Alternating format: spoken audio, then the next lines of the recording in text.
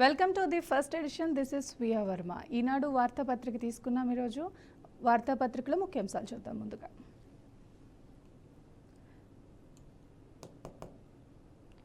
చల్లారు లేనప్పుడు స్టే అనవసరం అంటున్నారు. మధ్యంతర ఉత్తర్వులకు హైకోర్టు నిరాకరణ. కాళేశ్వరం కమిషన్ నివేదికను అసెంబ్లీలో పెట్టాలనుకున్నప్పుడు బహిర్గతపరచి ఉండకూడదు. ఒకవేళ వెబ్సైట్లో ఉంటే తొలగించాలి. 4 వారాల్లో కౌంటర్లు దాఖలు చేయండి. కేసీఆర్, హరీష్ రావు పిటిషన్పై ప్రభుత్వానికి ఆదేశం. అసెంబ్లీలో చర్చించాకే తదుపరి చర్యలుంటాయని ప్రభుత్వం నివేదన. అండ్ ఇంకొక ముఖ్యాంశం చూసుకున్నట్లయితే కమ్యూనిస్ట్ దిగ్గజం సురవరం కన్నుమూత. 3 దఫాలు సిపిఐ జాతీయ ప్రధాన కార్యదర్శిగా పనిచేసిన తెలుగు నేత ఉద్యమంలో కీలక భూమిక.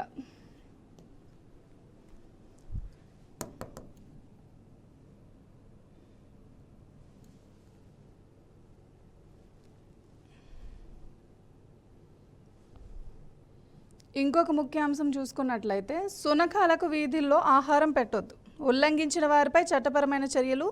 మున్సిపాలిటీలో వార్డుల వారీగా ఫీడింగ్ కేంద్రాల ఏర్పాటు దేశంతటి వర్తించేలా సుప్రీంకోర్టు మధ్యంతర తీర్పు. సంతాన నిరోధక చికిత్సల తర్వాత వీధి కుక్కలను వదిలిపెట్టాలి. ఢిల్లీలో నిషేధం, ఉత్తర్వుల సవరణ. ఇక ఇవే ముఖ్యాంశాలకు సంబంధించి మరింత విశ్లేషణ అందించడానికి మనతో పాటు ఉన్నారు senior journalist, political analyst Bandaru Rammohan Rao గారు. గుడ్ మార్నింగ్ రామ్మోహన్ రావు గారు. గుడ్ మార్నింగ్, నమస్కారం. నమస్తే అండి. చెప్పండి. ఈనాడు వార్తాపత్రికలో ముఖ్యాంశం చూసుకున్నట్లయితే రామ్మోహన్ రావు గారు, చర్యలు లేనప్పుడు స్టే అనవసరం, మధ్యంతర ఉత్తర్వులకు హైకోర్టు నిరాకరణ అంటున్నారు. అసలు ఈ కాళేశ్వరం కమిషన్ నివేదిక ఇచ్చిన తర్వాత అండి, కాళేశ్వరం ప్రాజెక్ట్ మీద అసలు ఇది తేలటమే లేదు. అసలు అటు నుంచి ఇటు నుంచి వాళ్ళ మీద వీళ్ళ మీద వేసుకోవడానికి అయిపోతుంది. అసలు ఈ వార్తను ఏ విధంగా పరిగణించవచ్చు అంటారు?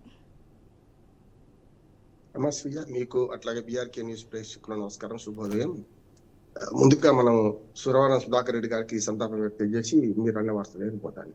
ఎందుకంటే నా మిత్రుడు, సీనియర్ సిపిఐ నాయకుడు, దాంతోపాటు సమాజాన్ని ప్రభావితం చేసిన వాడు, సిపిఐ రాష్ట్ర దేశ కార్యదర్శిగా 3 దఫాలుగా పనిచేసిన వాడు, వృద్ధాప్యం రీత్యా అనారోగ్యం రీత్యా చనిపోయినా కూడా వారి ప్రభావం తప్పనిసరి సమాజం మీద ఉంటుంది. మన తెలుగు నేలపై అట్లాగే భారతదేశ రాజకీయాలపై కూడా ఉంటుంది.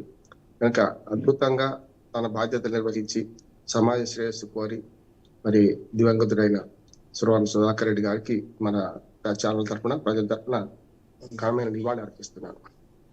ఇంకా మీరు అన్నట్టు ఈ వార్త మీద చాలా పత్రికలు, ఎలక్ట్రానిక్ మీడియాలు లేకుంటే పార్టీలు ఎవరికి అనుకూలమైన వాదనలు అనిపిస్తున్నారు. నేను 2 చెప్తాను. నేను యాజ్ అడ్వకేట్ గా పిటిషన్ ఏం వేశారు కేసీఆర్ గారు, హరీష్ రావు గారు అంటే, మిమ్మల్ని సాక్షిగా పిలిచారు. ఇక్కడ మన కాళేశ్వరం కమిషన్ లో పిసి ఘోష్ గారు సాక్షిగా పిలిచిన వాడు ముద్దాయిగా చేయదలుచుకుంటే ఏం చేయాలంటే మాకు కూడా అవకాశం ఇవ్వాలి. అలానే వాళ్ళు ఇట్లా చెప్పారు, దీనికి మీ సమాధానం ఏమిటి అని అడగాలి. అడిగితే వాళ్ళని ఎవరైతే వీరికి వ్యతిరేకంగా సాక్ష్యాలు ఇచ్చిన దాదాపు 116 మంది 119 మంది విచారించారు. వీళ్ళు ముగ్గురుతో, ఈటల రాజేందర్, హరీష్ రావు అట్లాగే కేసీఆర్ తో సహా కలుపుకుంటే 119 మందిని విచారించారు. అందులో మీకు వ్యతిరేకంగా ఈ సాక్ష్యాలు ఉన్నాయి అని మీరు దాని మీద ఏమంటారంటే వేరు. యాక్చువల్ గా ముద్దాయిగా పిలిచినప్పుడు వేరే ప్రొసీజర్ వేరుగా ఉంది. అట్లా కాకుండా కేవలం అప్పుడు మీరు ముఖ్యమంత్రిగా ఉన్నారు, అప్పుడు ఆర్థిక శాఖ మంత్రిగా ఉన్నారు, లేకుంటే అప్పుడు ఇరిగేషన్ శాఖ మంత్రిగా ఉన్నారు పిలిచినప్పుడు ప్రతి దానికి పాత నాయకుల్ని బాధ్యత చేసుకుంటూ పోతే ఇక అసలు ప్రభుత్వం ఎవరు నడపడు. అందుకని నేను ఏమంటున్నానంటే దీన్ని అట్లా చుట్టాలి. రెండోది, వీళ్ళు వేసిన పిటిషన్ ఏంది, మాకు తెలియకుండా మాకు 8B 8C నోటీసులు ఇవ్వకుండా మమ్మల్ని ముద్దాయిలుగా చేస్తూ అందులో మేమే మొత్తం బాధ్యత మాది అని బిగ్ బాస్ ఎవరంటే కేసీఆర్ లేకుంటే హరీష్ రావు అని చెప్పి తేల్చారు. ఇది సరైనది కాదు. కేవలం అక్కడ వాస్తవంగా ఏం జరిగింది చెప్పాలి అని చెప్పుకుంటూ 2 పిటిషన్లు వచ్చారు. ఒకటేమో మొత్తం పిటిషన్ లో 2 ప్రేయర్లు ఉన్నాయి. ఒకటేమో ఇలా కమిషన్ ఇట్ సెల్ఫ్ రాంగ్, అది రద్దు చేయాలని, దాని కమిషన్ రిపోర్టును స్టే ఇవ్వమని, ఈ 2 చేశారు. మొన్న గురువారం, నిన్న శుక్రవారం 2 రోజులు జరిగిన సమావేశాలు మన కోర్టులో వాదనలు విన్న తర్వాత కోర్టు కూడా అది అడిగింది ఏమనంటే నిజంగా ఇచ్చారంటే ఇవ్వలేదు, అవసరం లేదని. పోనీ మీరు ఈ కమిషన్ రిపోర్టును ఎందుకు బయట పెట్టారు అంటే, మొదలు ప్రెస్ మీట్ పెట్టారు, అంతకుముందు ఏమో 65 పేజీల నివేదికలు అన్నారు, ముఖ్యమంత్రితో సహా ప్రెస్ మీట్ పెట్టి చెప్పారు కదా, దీన్ని అసెంబ్లీలో పెడతాం అనుకున్నప్పుడు ఎందుకు మీరు బయట పెట్టారని అడిగారు. కానీ సమాధానం లేదు. అట్లాగే మొదలు అసెంబ్లీలో పెట్టక ముందు ఏమైనా చర్యలు తీసుకుంటారా, కేసీఆర్ గారి మీద కానీ, హరీష్ రావు మీద కానీ, ఇతరత్ర పిటిషన్ల మీద. కాదండి మేము చర్యలు తీసుకోమంటాం. అందుకని వార్త అదే, చర్యలు లేనప్పుడు స్టే ఎందుకు అని అన్నారు.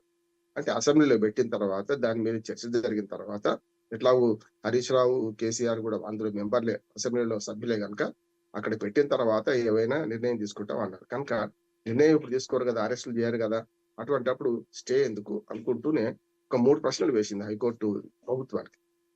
మీరు ఎట్టి పరిస్థితులలో ఆ కమిషన్ రిపోర్ట్ ఎందుకు బయట పెట్టారు, ప్రెస్ మీట్ ఎందుకు పెట్టారు, తప్పు కదా అని. దాంతో పాటు ఏమన్నదంటే, వెబ్సైట్ లో పెట్టారు కదా ఈ రిపోర్ట్ ను, మరి పిటిషన్ వాళ్ళకి ఎందుకు ఇవ్వలేదు, ఎవరైతే ఇప్పుడు పిటిషన్ వేశారో హైకోర్టులో వాళ్ళకి ఎందుకు ఇవ్వలేదు, వాళ్ళకి ఇవ్వకుండా బదనాం చేయడానికి కదా మీరు పెట్టింది అంటే వెంటనే మీరు దీన్ని తీసేయండి అన్నారు. వెబ్సైట్ నుంచి ఎక్కడ ఉన్నా ఈ సమాచారం తీసేయాలి. అసెంబ్లీ సాక్షిగా పెట్టే కన్నా మొదటి నుంచి నేను న్యాయవాదిగా చెప్తున్నా, ఇది ఒక కమిషన్ రిపోర్ట్ వచ్చినప్పుడు దాన్ని అసెంబ్లీ ముందు పెడతా అనుకున్నప్పుడు ఎక్కడ బయట పెట్టద్దు. ఈ బయట అందరికి తెలిసిన తర్వాత బయటంతా పరువు తీసి లోపల మర్యాద ఇచ్చి కాళ్ళు మొక్కి వెళ్ళాము. కనుక గతంలో మనం చూసాం యాదాద్రి భద్రాద్రి కమిషన్ రిపోర్ట్, ఏది జస్టిస్ లోకూర్ గారు ఇచ్చారు కమిషన్ రిపోర్ట్, 4 ఏళ్ళు అయింది, ఇదివరకు బయట పెట్టడం లేదు. దాన్ని ఏమో బయట పెట్టారు, దీన్ని బయట పెడుతున్నారనే వాదన కూడా ఉంది. అంటే కేసీఆర్, హరీష్ రావు లేకుండా గత ప్రభుత్వం మీద వ్యక్తిగతంగా ఆరోపణలు చేయడానికి ఇది బయట పెట్టిన అనే మాట హైకోర్టు కూడా ఒప్పుకొని, ఎక్కడైనా సరే వెబ్సైట్ లో ఈ సమాచారం ఉంటే తీసేయండి, మీరు అసెంబ్లీలో చర్చ చేయండి అన్నది. అందుకని స్టే ఇవ్వలేదు అనేదేమో ఒక పార్శ్వం, అంటే కేసీఆర్ ఎదురు దెబ్బ అని వస్తారు. కాదు స్టే ఇవ్వలేదు కానీ కోర్టు అయితే ప్రభుత్వాన్ని అంశించింది, ప్రభుత్వాన్ని కోపడ్డదిగా వ్యాఖ్యలు చేసింది కదా, ఎట్లా మీరు బయట పెట్టిందని అనేది ఇటు పక్క చూసేవాళ్ళం. అంటే ఎవరు ఈ మధ్యంతర ఉత్తర్వులు ఇవ్వకుండానే పోయింది కనుక హైకోర్టు వ్యాఖ్యలను ఒక రకంగా మరుస్తున్నారు, హైకోర్టు ఇచ్చిన గడువును ఇంకో రకంగా మారుస్తున్నారు. అందుకని ఎవరు అనుకూల వాదనలు పంపిస్తున్నారు. నేను ఇద్దరు గెలవలు, ఇద్దరు ఓడిపోలేదు. ఉద్దేశం ఏంటంటే ఇప్పుడు తాత్కాలికంగా రిలీఫ్ అయిందంటే, ఎప్పుడైతే వెబ్సైట్ లో పెట్టిన ఈ కమిషన్ రిపోర్ట్, కాళేశ్వరం కమిషన్ రిపోర్టును దాన్ని తీసేయమన్నా చూసిందా, అది వరకు పిటిషన్లకు విజయమే అని నేను. రామ్మోహన్ రావు గారు, ఇంకొక ముఖ్యాంశం చూసుకున్నట్లయితే, సునకాలకు వీధుల్లో ఆహారం పెట్టొద్దు, ఉల్లంఘించిన వారిపై చట్టపరమైన చర్యలు, మున్సిపాలిటీల వార్డుల వారీగా ఫీడింగ్ కేంద్రాలు ఏర్పాటు, అండ్ దేశమంతటి వర్తించేలా సుప్రీంకోర్టు మధ్యంతర తీర్పు, సంతాన నిరోధక చికిత్సల తర్వాతనే వీధి కుక్కల్ని వదిలిపెట్టాలి, ఢిల్లీలో నిషేధం, ఉత్తర్వులు సవరణ. ఈ ముఖ్యాంశాన్ని ఏ విధంగా చూసుకోవచ్చు రామ్మోహన్ రావు గారు? సుప్రీంకోర్టు ఇచ్చిన తీర్పు చాలా ఆచరించదగ్గది, అనుసరించదగ్గది. ఒక ఢిల్లీకే పరిమితం చేయొద్దు. నా ఉద్దేశం ఏంటంటే దేశమంతా ఈ తీర్పును అమలు చేస్తే బాగుంటుంది. ఢిల్లీ విషయంలో పిటిషన్ పడ్డది కనుక అక్కడికి పరిమితం చేసుకుంటూ ఆర్డర్ ఇచ్చారు. ముఖ్యంగా వీధి కుక్కలతో చూస్తున్నాం కదా, మీ మధ్యన 6 ఉమ్మడి ఉత్తర తెలంగాణ జిల్లాలు మొత్తం తిరిగితే ప్రతిరోజు ప్రతి ఈ సబ్ సెంటర్లో, పిహెచ్సిలో 1 నుంచి 10 కేసులు నమోదవుతున్నాయి. కుక్కలు గడిచి వస్తున్నారు పిల్లలు. కేవలం కుక్కలు కరవడం కాదు, కుక్కలు కరుస్తాయని భయంతో వెంటబడ్డప్పుడు పరిగెత్తి ఏ మోటార్ సైకిల్ కిందనో లేకుండా వాహనం కిందనో పడ్డ సందర్భాలు చూసినాం, ఏ గుంతంలో పడ్డ సందర్భాలు చూసినాం. పిల్లలు పెద్దలను కూడా విడవట్లేదు. చూస్తున్నాం కదా, వాకింగ్ చేసే వృద్ధురాలు చంపేసినాయి కుక్కలు, పెంపుడు కుక్కలే ప్రాణహాని చేసినాయి కొన్ని చోట్ల చూస్తున్నాం. దేశం అంతా కుక్కలు కరవడము, కుక్కలు తరవడం వల్ల చనిపోయిన సంఖ్య పెరుగుతున్నది. ముఖ్యంగా ఏంటంటే వీధి కుక్కలు ఇప్పుడు మందలకు మందలు, మేకలు గొర్రెల మందలు లాగానే వీధిలో తిరుగుతూ నానా హంగామా సృష్టిస్తున్నాయి. దీనికి ఏమంటున్నారు జంతు ప్రేమికులు, వాడికి కూడా హక్కు ఉంది కదా, ఉంది కరెక్టే. కానీ సంతాన నిరోధక చేయాల్సిన, స్టెరిలైజేషన్ చేయాల్సిన ప్రభుత్వాలు నిద్రపోవడం వల్ల వచ్చిన సమస్య అంటున్నాయి. అందుకని హైకోర్టు ఇచ్చిన తీర్పులో 3 ఉన్నాయి. ఒకటి, వీధి కుక్కలకు వీధుల్లో ఆహారం వేయదు, కరెక్ట్ అంటున్నాడు. చచ్చిపోతాయి. ఎందుకంటే మీరు వీధి కుక్కలకు ఆహారం వేయడం అలవాటు చేసిన తర్వాత, ఒక వీధి కుక్కలే కాదమ్మా, మనకు కోతులకు కూడా చూస్తున్నాం. మనం కోతులు ఊళ్ళకి వస్తున్నాయి కదా, మరి రోడ్డెమ్మడి పోతుంటే, కాటు రోడ్లలో పోతుంటే కోతులకు కూడా మనం కాలువ నుంచి ఆహారం వేస్తుంటాం. ఆహారం ఆశకు మొత్తం అడవుల్లో ఉండాల్సిన కోతులు హైవేల మీదకి వచ్చేస్తున్నాయి. అప్పుడు ఏమైతుంది, వాహనాల కింద పడి చనిపోతున్నాయి కోతులు కూడా చూస్తున్నాం. కనుక ఏమైనా సరే భూత ప్రేమ, దయ ఉండాల్సిందే, కానీ ఎక్కడ ఉండాల్సిన జంతువులు అక్కడ ఉండాలి కదా. వీధి కుక్కలకు పెరిగిపోవడం దాంతో ఏదైతే స్టెరిలైజేషన్ చేయకపోవడం అనేది పెద్ద లోపం అని చెప్పి గతంలో సుప్రీంకోర్టు ఇచ్చింది తీర్పు. ఢిల్లీ విషయానికి వస్తే 2 మంచి సూచనలు చేసింది. ఒకటి, వీటిని పట్టుకెళ్లి స్టెరిలైజ్ చేసి విడిచిపెట్టడం, చంపడం పరిష్కారం కాదు. జంతు ప్రేమికులకు కూడా అర్థం కావాల్సింది ఏంటంటే, చాలా మంది జంతు ప్రేమికులు ఈ సొసైటీలు పెట్టుకున్న వాళ్ళు చాలా మంది, ఎక్కువ మంది ఏమంటే కార్లలో తిరిగేవారు, నడుచుకుంటూ తిరిగితే తెలుస్తుంది వాళ్ళకు కూడా ప్రజల కష్టాలు, లేకపోతే కుక్కల దాడి ఎట్లా జరుగుతున్నాయి అని చెప్పి. అందుకని ఏమంటా అంటే, కుక్కల దాడులకు కారణాలు ఏంటి తెలుసు అందరికీ. కనుక ఉన్న మరణాలు జరుగుతున్నాయి తెలుసు. కనుక దీన్ని ఎట్లా కట్టాలంటే రెండు దాని జనాభా నియంత్రణ చేయాలి. చాలా దేశాల్లో ఈ స్టెరిలైజేషన్ చేసి మెల్లమెల్లగా జనాభా తగ్గిస్తున్నారు. కానీ వాళ్ళ గత 10-15 ఏళ్లుగా పూర్తిగా దేశంలో విచ్చలవిడిగా కుక్కలు జనాభా పెరగడానికి కారణం ఏంటంటే స్టెరిలైజేషన్ చేయకపోవడం, దాంతో ఆవాస కేంద్రాలకు మనం తరలించకపోవడం. ఆవాస కేంద్రాల ఖర్చు కూడా తక్కువ కాదు. మీరు కుక్కల జనాభాను చదవాలంటే లక్షల సంఖ్యలో ఉన్నాయి.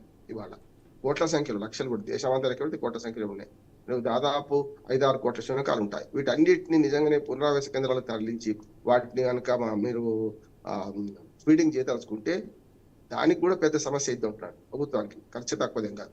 స్టెరిలైజేషన్ కూడా ఒక్కొక్క కుక్కకు 2500 నుంచి 3000 రూపాయలు పైగా ఖర్చు వస్తుంది. మరి అటువంటి అప్పుడు ఈ ఖర్చు అంతా కూడా కొంత అవినీతిమయమైపోతుందని చెప్పి, సరిగ్గా స్టెరిలైజ్ చేయకుండా విడిచిపెడుతున్నారని చెప్పి ఇవన్నీ ఆరోపణలు ఉన్నాయి.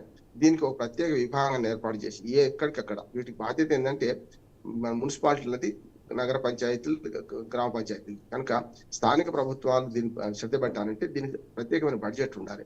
ఈ కుక్కలకు అవసరమైన స్టెరిలైజ్ చేయడానికి అవసరమైన యంత్రాంగం ఉండాలి. పశువుల డాక్టర్ని పెంచే ప్రయత్నం చేయాలి. వట్టి గది ఇదంతా కూడా చేయడానికి ఒక రకంగా చెప్పాలంటే ఈ సుప్రీంకోర్టు తీర్పు ఊతమిస్తుంది. సుప్రీంకోర్టు తీర్పు ఆహ్వానించదగ్గది. ఢిల్లీ కాకుండా దేశమంతా దీన్ని పరిమితం చేస్తే బాగుంటది. ఇది కుక్కల ప్రేమికుల్ని, మనకు జంతు ప్రేమికుల్ని సంతృప్తి చేసినట్టు అవుతుంది, ప్రజల కష్టాలను కూడా తీర్చినట్టు అవుతుంది. ఉభయ కోశాల పరంగా చేయాల్సిన అవసరం ఉంది అంటున్నారు. ఎస్ రామ్మోహన్ రావు గారు, ఈ సహస్ర హత్య కేసు అయితే ఒక మిస్టరీగానే ఉంది అని చెప్పొచ్చు. సహస్రాన్ని చంపింది 10వ తరగతి విద్యార్థి. ఇంకొక ముఖ్యాంశం చూసుకున్నట్లయితే బాలిక తమ్ముడు చదివే పాఠశాలలోనే చదువుతున్న నిందితుడు క్రికెట్ బ్యాట్ చోరీ చేసినందుకు వచ్చి హత్య చేశాడట. కాగితంపై ప్రణాళిక రాసుకుని మరీ వచ్చే బాలిక గుర్తించడంతో బయటపడేందుకు దారుణం. కుకట్పల్లి కేసును ఛేదించిన పోలీసులు. అసలు ఈ కేసు అనేది ఇంకా మిస్టరీగానే ఉందండి ఇప్పటి వరకు. నిన్న అసలు పోలీసులు ఈ కేసును ఛేదించడం జరిగింది. ఈ వార్తను ఏ విధంగా పరిగణించవచ్చు అంటారు రామ్మోహన్ రావు గారు? మానవీయ కోణంలో, సామాజిక దృక్పథంతో నీకు కేసును ఆలోచించాలి. ఇవాళ పిల్లలు సెల్ ఫోన్ ప్రభావంలో పడి ముఖ్యంగా వస్తు వ్యామోహం నడుపుతున్నారు. గతంలో ఒక చిన్న వస్తువు కొనినట్టు తల్లిదండ్రులు అడిగేవారు, కొనియకపోతే దాన్ని సంతృప్తి పడేవారు. ఇవాళ అట్లా లేదు. సెల్ ఫోన్ ఇవ్వలేదని చెప్పి తండ్రిని చంపుతున్న పిల్లలు ఉన్నారు. సెల్ ఫోన్ వాడొద్దని చెప్పి టీచర్ని కొట్టిన పిల్లలు ఉన్నారు. చూస్తున్నాం కదా. పిల్లలలో మానసిక ధోరణి వేరుగా ఉంటుంది. సహస్ర హత్య నిజంగా విషాదమే. పాపం సహస్ర కనీసం అంటే వీడు దొంగతనం చేస్తున్నప్పుడన్నా చూసి చూడనట్టు ఊరుకుంటే తర్వాత బయట పెడితే బాగుండేది. కానీ దొంగలు ఎప్పుడు కూడా మమ్మల్ని గుర్తుపట్టారు అన్నప్పుడు, చిన్న దొంగ పెద్ద దొంగ ఏం లేదు, మమ్మల్ని గుర్తుపట్టారు ఎదుటి వాడు అన్నప్పుడు వాళ్ళకు సాక్ష్యం లేకుండా చేద్దామని చంపుతారు. అసంకల్పితంగానే వాళ్ళను మట్టిపెట్టే ప్రయత్నం చేస్తారు. కనుక దొంగతనానికి వచ్చిన వాడు చంపుదామని వచ్చిండు అనే దాన్ని కూడా చూసుకుంటే, మనకు కత్తి పట్టుకొని వచ్చిండు, లేకపోతే ఆ లెటర్ రాసిండు, చూరు పైన అటక మీద పెట్టిండు అంటే ఇది ప్లాన్డ్ మర్డరే. కనుక పిల్లల మనస్తత్వం 3 రకాలుగా అవుతుంది. ఒకటేమో హింసకు ప్రేరేపించే సినిమాలు, సెల్ ఫోన్లలో ఉన్న రీల్స్, ఇవన్నీ చూస్తున్నాం. రెండోది ఏంటంటే అసహనం ఎక్కువడానికి రకరకాల కారణాలు, మానసిక ఒత్తిడి, చదువులో ఒత్తిడి, ఇవన్నీ కూడా. అన్నిటికంటే వస్తు వ్యామోహం. చూశాను కదా, క్రికెట్ బ్యాట్ దొంగలిద్దామని పోయిండు ఆయన కదా. ఆ పిల్లడు క్రికెట్ బ్యాట్ దొంగలిద్దామని పోయిన వాడు పక్కిల్లే మన అటుపక్క బాల్కనీ దాటిపోవడం, ఇవన్నీ చూస్తే మానవీయ సంబంధాలు ఎంత నృత్యంగా మారుతున్నాయి అనేది మనకు అర్థమవుతుంది. దీన్ని బట్టి మనకు పిల్లలలో ఇటువంటి అసాంఘిక ధోరణి పెరగడానికి స్కూలు కారణము, బయట సమాజం కారణము, సెల్ ఫోన్ కారణం. సెల్ ఫోన్ తప్పు కూడా కాదు. నేనేమంటున్నానంటే కత్తితో కూరగాయలు పోయొచ్చు, మెడకాయలు పోయొచ్చు. అదే సెల్ ఫోన్ లో విజ్ఞానం విషయాలు చాలా తెలుసుకోవచ్చు కదా. చాలా మంది ఏమంటే సెల్ ఫోన్ వాడినివ్వద్దు కాదు. నియంత్రించి ఏది ఆపలేం మనం. నియంత్రణ కాకుండా దాన్ని వాడుకునే పద్ధతి అంటే లోక కళ్యాణానికి వాడుకోవచ్చు, లేకుంటే వినాశనానికి వాడుకోవచ్చు అనుభవం. ఇవంతే. సెల్ ఫోన్ లాంటిది వీటిని వాడాలంటే వీటికి సరైన పర్యవేక్షణ ఉండాలి.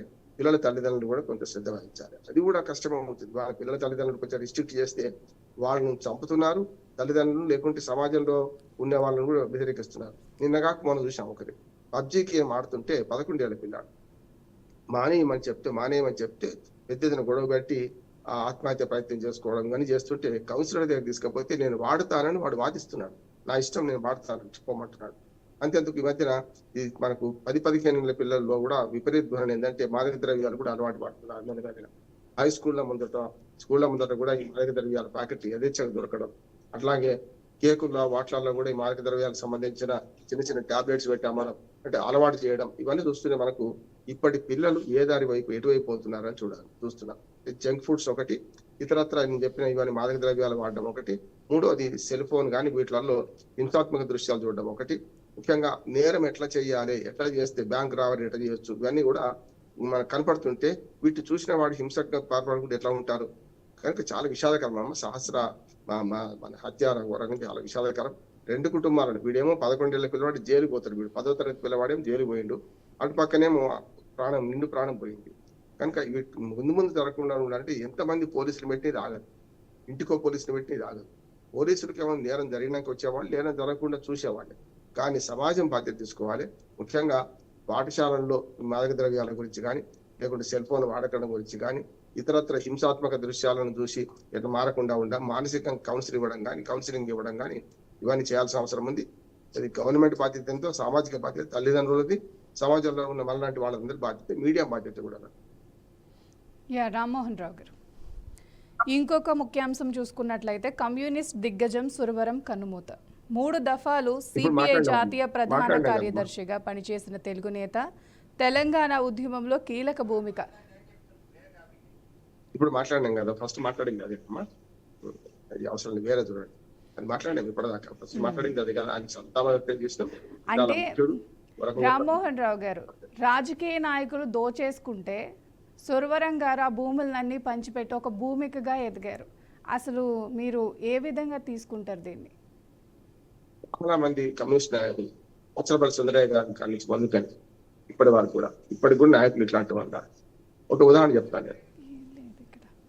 త్రిపుర ముఖ్యమంత్రిగా రూపేన్ చక్రవర్తి ఉంటే ఆయన పదవి విరమణ 3 సార్లు త్రిపుర ముఖ్యమంత్రి చేశారు. ఆయన ఈశాన్య భారతదేశంలో త్రిపుర. ఆయన ఇంటికి భార్య పిల్లలు లేరు. ఆయన పార్టీ ఆఫీసులో ఉన్నాడు. పార్టీ ఆఫీసులో ఉండుకుంటూ ఆయన కేవలం ఆయన తీసుకుపోయింది 2 జతల బట్టలు, అట్లానే ఒక సూట్ కేసు నిండా పుస్తకాలు, ఒక విధవ ఆయన పని మనిషి, అంటే ఆమెకు వంట చేసి పెట్టడానికి అంతే. ఆయన ఆస్తి అంతా అంతే. అంటే ఒక పార్టీ ఆఫీసులో ఉన్నాడు. ఆయన ఒక్కడే కాదు, వావిలాల గోపరక్షణ కాదు, ప్రకాశం పంతులు కాదు, 100 మంది చెప్తాను. అంటే మీరు మొత్తం రాష్ట్ర దేశ రాజకీయాలను చూస్తుంటే మన దగ్గర ఉన్న వాళ్ళ విలువ మనకు తెలియదు. మనం చెప్పాలంటే గుమ్మడి నర్సయ్య గారు ఇప్పుడు ఉన్నారు కదా, సైకిల్ మీద తిరుగుతుంటారు. 3 సార్లు ఇల్లంది ఎమ్మెల్యేగా పనిచేశాడు. ఇప్పటికీ బస్సులు తిరుగుతుంటాడు, చూస్తున్నాం కదా. ఒకనాడు ఓంకార్ గారు. అందుకని ఏమంటానంటే ఇటువంటి నాయకులు మన సమాజానికి ఆదర్శం అంట. సురవరం సుధాకర్ రెడ్డి గారు లాంటి నాయకులు ఈ కాలంలో ఇప్పటి వరకు జీవించి ఉన్నారు. నిన్నటి దాకా అంటే వాళ్ళతో కలిసి మనం వరకంగా ప్రయాణించడం అంటే మనందరూ గర్వకారణం. కానీ నాయకులు కమ్యూనిస్ట్ పార్టీలో ఉన్నారు, RSS లో ఉన్నారు, బీజేపీలో ఉన్నారు, కాంగ్రెస్ లో ఉన్నారు.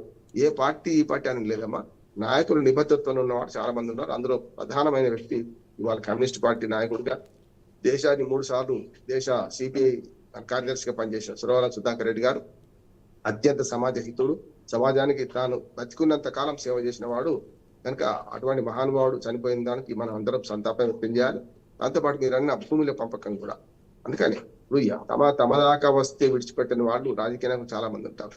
ఒకనాడు పివి నరసింహారావు గారు ఉదాహరణ తీసుకుంటే మీకు భూ సంస్కరణ వల్ల తన భూమి నష్టపోతుంది. మొట్టమొదటి 800 ఎకరాలు దానం చేసిండు కదా, సీలింగ్ లో విడిచిపెట్టిండు కదా.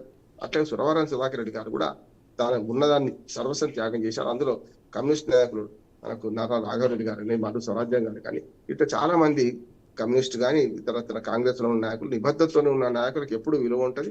ఇవాళ దాచుకోవడం తప్ప అని తెలియని నాయకులకు ఈ విలువలు తెలుపు, ఈ ప్రజా క్షేమం అంతకంటే తెలుస్తలేదు.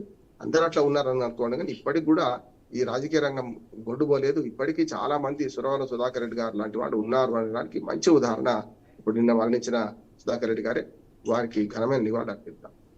ఇంకొక ముఖ్యాంశం చూసుకున్నట్లయితే రామ్మోహన్ రావు గారు, చంద్రబాబు నాయుడు అంటున్నారు మోదీకి తెలుసు సుంకాల్ని ఏ విధంగా అదుపు చేయాలో, ఎవరు కంగారు పడకండి, ఆయనకి ఒక పటిష్టమైన అనుభవం ఉంది అనేసి అంటున్నారు. ఈ ముఖ్యాంశాన్ని ఏ విధంగా పరిగణించవచ్చు? చంద్రబాబు నాయుడు గారు ఢిల్లీలో ఉన్నారు.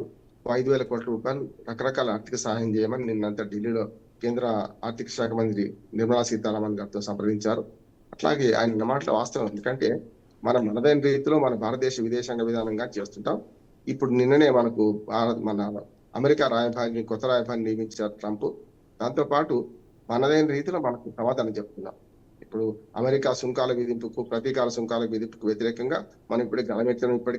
ఇప్పటికే నిన్నటిదాకా చైనా విదేశాంగ మంత్రి మన దేశ పర్యటన చేసిండు. నిన్నటిదాకా చేసిండు. ఇప్పుడు మనకు ఆగస్టు చివరి వారంలో 31 ఆగస్టు 1-2 సెప్టెంబర్లో మన ప్రధానమంత్రి కూడా ఒక అంతర్జాతీయ సమావేశం కోసం చైనాకు వెళ్తున్నారు. అట్లానే అజిత్ దోవల్ మన రక్షణ శాఖ సలహాదారు ఆయన కూడా చైనా దాంతో పాటు ఇటు పక్కన రష్యా పర్యటన కూడా చేసి ఇచ్చిండు. కానీ ఇవన్నీ చూస్తే మనం అమెరికాకు వ్యతిరేకంగా ఖచ్చితంగా రష్యా, ఇండియా, చైనా RIC అంటున్నాం. దీన్ని కూడగట్టుకుంటున్నాం. చైనా మనకు నమ్మదగ్గ శత్రువు అంటున్నాడు. నమ్మదగ్గ మిత్రుడు కాదు, నమ్మదగ్గ శత్రువు. అంటే శత్రువు అయినా సరే నమ్మొచ్చు మన చైనాను. కానీ మిత్రుడుగా యాక్షన్ చేస్తూ మనకు పుల్లలు పెట్టి మన వెనక నుంచి పాకిస్తాన్ ప్రోత్సహిస్తున్న అమెరికా ఇప్పుడే ట్రంప్ ఆధ్వర్యంలో కాదు, గతంలో అమెరికా ఎప్పుడు కూడా నమ్మదగ్గ మిత్రుడు కాదు. మనకు ఎప్పుడు కూడా నమ్మిస్తూ మోసం చేసే మిత్రుడే తప్ప ఇంకోటి ఏం లేదు. కనుక అమెరికాని ఎక్కువసేపు నమ్ముకోవాలని వీల్లేదని చెప్పి మోడీ గారు కూడా గ్రహించిండ్రు.